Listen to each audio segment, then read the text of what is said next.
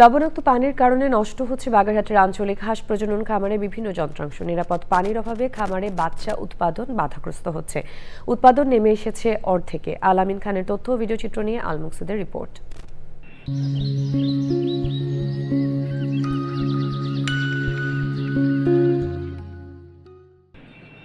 বাগেরহাট সদর উপজেলার কাঁঠাল নামক এলাকায় ৩ একর জমির উপর ১৩ কোটি টাকা ব্যয়ে নির্মাণ করা হয়েছে আঞ্চলিক হাঁস প্রজনন খামার। খামারটিতে সকল প্রকার আধুনিক যন্ত্রপাতি স্থাপন করা হয়। শুরু থেকেই এই খামার থেকে নিয়মিত ডিম ও হাঁসের বাচ্চা উৎপাদন হচ্ছে, যা দক্ষিণাঞ্চলে গুরুত্বপূর্ণ অবদান রেখে আসছে। মাসে ৪০,০০০ হাঁসের বাচ্চা ও ৮০,০০০ ডিম উৎপাদনের ধারণ ক্ষমতা নিয়ে চালু হলেও লবণ পানি ব্যবহারে দিন দিন কমে যাচ্ছে উৎপাদনের ধারণ ক্ষমতা।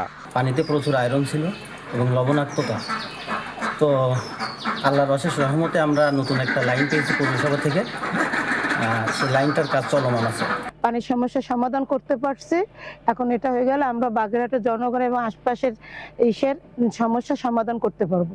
আমাদের খামারের আগে সমস্যা ছিল যে পানি, আয়রনযুক্ত পানি।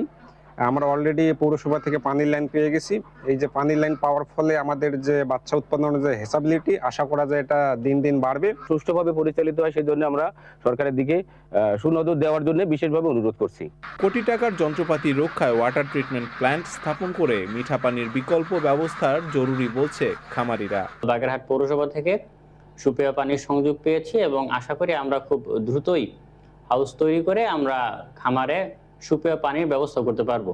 এর ফলে আমরা আশা রাখি আমাদের মেশিনগুলো নষ্ট হওয়ার সম্ভাবনা কমে যাবে এবং খামারের হ্যাচাবিলিটি, ডিম থেকে বাচ্চা ফোটার সম্ভাবনা অনেক বেড়ে যাবে এবং খামারের লক্ষ্যমাত্রা আমরা আরও বাড়াতে পারবো বলে আশা করি।